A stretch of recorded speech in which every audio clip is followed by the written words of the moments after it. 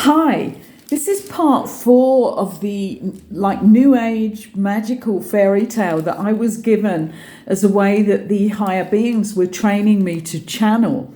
And we're at the point of Demara going through the green of the green and heart chakra. This is what the jester is doing. I'm sure all of you understand this if you're following from part 1.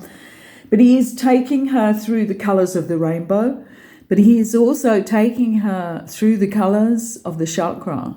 And each story is very relevant to that.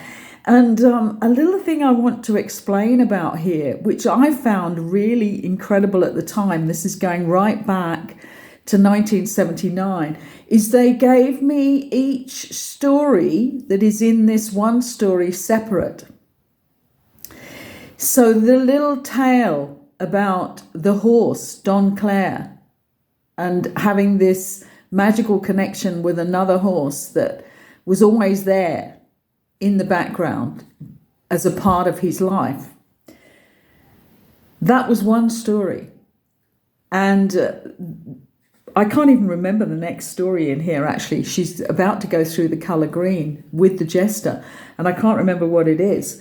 But each story was given. So I ended up with all these little stories, which had trained me really well. And the last story he gave me was the jester and how I was to put it together. So all the stories fitted into the journey with the jester, when she met the jester, when she was in her sacred space, and he was going to be her guide. So it's a phenomenal kind of metaphysical happening when this sort of thing happens, because I was very naive. This was 79. I think I was probably about, let me think about this. I was probably about 28. And so this is many decades ago. And it was a fascinating thing, but there was something inside me that knew it was some really big truth here. And I always reread it at different stages in my life, and I knew what was happening and what had been happening to me as I healed my energy system, my emotions and my feelings, and became more tethered to the higher levels. So let's get on with the next. I just wanted to explain that because there is this deeper level going on all the time here. So, okay, this is part 4. And at the end of part 3, she is saying, I am, she cried, as she realizes this for the first time. Good, Demara, you are learning well. Let us walk on through the maze of life's colours. Demara took his hand so that she could be drawn away from this knowledge of yellow, that there just is. She knew that she would never forget how far she had come. There was no going back. The jester drew her nearer to him and to the alleyway of green that opened up ahead. They travelled so close together that she could feel his very heart beating. Step by step led them closer to a green that was greener than life itself. The fronds of green life touched and caressed Demara's cheeks as she walked through them. Green, green, green grow the rushes, oh, sang Demara to herself. How do they grow so tall, she whispered as she touched the green. No more questions, Demara, said the jester. Demara's curiosity would not let her be still. She touched them again and again. How do they grow so green, she called. Do not touch, Demara dear. Place your hands around the stem and feel the vibration that lies within. Your questions will be answered there. Demara looked bewildered by his words, but the jester, ever kind, set another scene so that she might understand. Rest, Demara, while I tell the tale of a tiny flower that was so strong. Then he began. Sorry. I'm being hit with some tremendous deeper recognition of this. Then he began. Salamander rose, rocked gently to and fro in the faint breeze. Her white daisy-like petals swayed this way and that. Her beauty was immense. She had grown up on the edge of a small wooded area, hardly daring to open her petals to the morning sun. Salamander rose. She was the only one. Long, long ago, salamander roses grew everywhere. In every garden you would find them, small and delicate, but with a quality of magic. Each morning, as soon as they arose, each person of the house would go into the garden and wish the salamander rose a good day.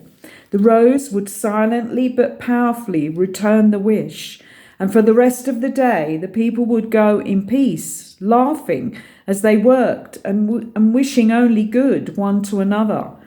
If they did not talk to a salamander rose in the morning, they would be dissatisfied, angry, envious, and jealousy would rise within them.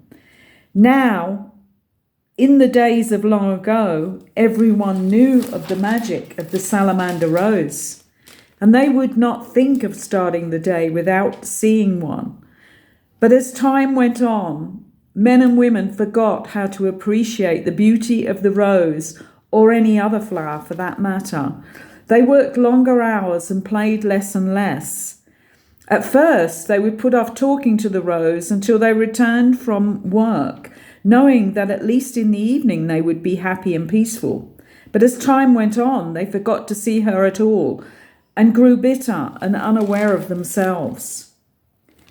Each year, before nature's winter hibernation, the petals of the salamander roses would fall away, and the dry seeds would be blown to new ground. The years passed on, and most gardens were now built over to provide factories, shops, and roadways. One by one, the salamander roses were destroyed. The people believed they had no need of them. They could not remember the joy they used to know, and spared no ground for them to grow, until one day only one was left, our salamander rose on the edge of the wood. Salamander had for many a year struggled to survive. In the winter she hibernated underground, leaving only her short stubby leaves exposed to the winter winds. After the snow passed, she would wait until the warm spring breeze awoke her from her sleep, and then she would pop up and turn her face once more to the sun. In the spring, lots of people came to picnic in the woods.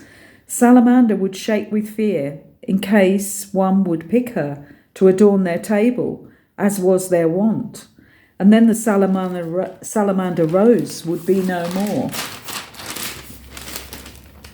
On this spring day, Salamander arose as usual and shook the dew from her petals. It was a Sunday, and she knew that she must be ready to protect herself from the usual flood of picnickers.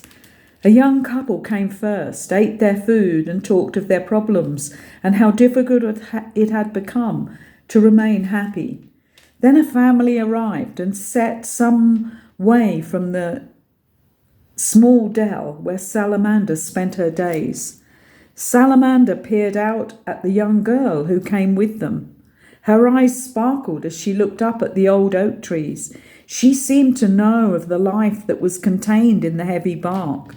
Her face and hands glowed as she fingered a fresh leaf or blade of grass. Salamander had fresh hope arise within her. This girl would recognize the beauty of the salamander rose and perhaps feel her magical powers. Salamander stayed perfectly still, not daring to move. Would she know not to pick her by the stem? Because she was the only one. The girl had taken off her shoes and danced softly over the grasses. She hummed to herself as she went. Salamander felt herself sway gently as the girl danced around and around her. The girl stopped and gazed in wonder. She cupped the petalled head in her hand without touching the stem and wished Salamander a good day. Salamander could hardly believe what she heard, but managed to hold herself upright and silently and powerfully returned the wish. The girl seemed to understand, and Salamander knew that she would return again. Every Sunday the girl came to bestow her wish upon the rose and receive her wish in return. As time went by, she came each day and soon brought with her others who appreciated the beauty of the salamander rose. Salamander no longer felt afraid. She knew that the respect and love she bestowed to others was now being returned, and she would be protected forever. The jester had finished. Demara arose and placed her hands around the fronds, and not touching the matter there, she felt the life of lives, harmonizing us all as one. As she left that place, she wondered whether any more questions could come. The green stems waved goodbye and hello as they walked on. Blue suddenly came, blue everywhere, blue every way. We're going to leave it there for today. Maybe there's a resonance inside yourselves from this little tale. I will continue. Number 5 will be coming soon.